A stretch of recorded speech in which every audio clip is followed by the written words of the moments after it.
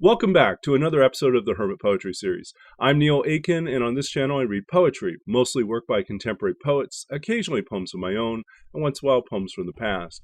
Today's poem comes to us from Oliver de la Paz and appears in Furious Lullaby, published by Southern Illinois University Press in 2007. The poem is entitled Obad with Bread for the Sparrows. The snow voids the distance of the road, and the first breath comes from the early morning ghosts. The sparrows, with their hard eyes, glisten in the difficult light. They preen their feathers and chirp. It's as though they were one voice talking to God. Mornings are a sustained hymn without the precision of faith.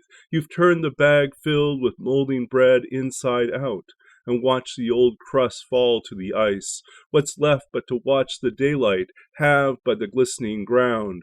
What's left but an empty bag and the dust of bread ravaged by songsters? There are ruins we witness within the moment of the world's first awakening, and the birds love you within that moment. They want to eat the air and the stars they've hungered for, little razors, little urgent bells. The birds steal from each other's mouths, which makes you hurt. Don't ask for more bread. The world is in haste to waken. Don't ask for a name you can surrender, for there are more ghosts to placate. Don't hurt for the sparrows, for they love you like a road.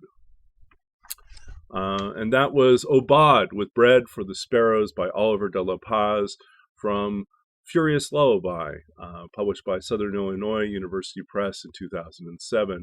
If you enjoyed this reading and this poem, please do check out the description of the video for more information about Oliver de la Paz and more information about this series. And, of course, a link back to the publisher's site where you can purchase a copy of the book for yourself.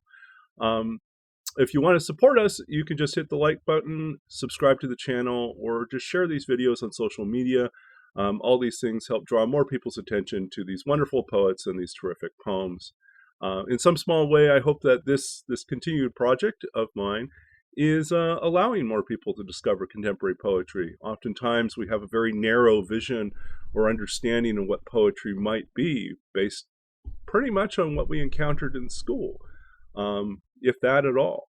And I hope in some way that this broadens our appreciation of what is out there, who's speaking, and what is possible within language and within our imagination. So if these poems inspire you to write or to create, that's great. If they inspire you to read and to pursue other poets and come to a better appreciation of what else they've written, that's wonderful as well. And so I hope in some small way that this helps you in your creative journey and expands the world a little bit.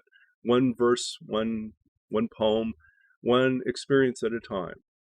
So until next time, which is every Tuesday, Thursday, and Sunday, I wish you all the very best on your creative journey and hope that you continue to come back and celebrate poetry with us. I'll be back again soon.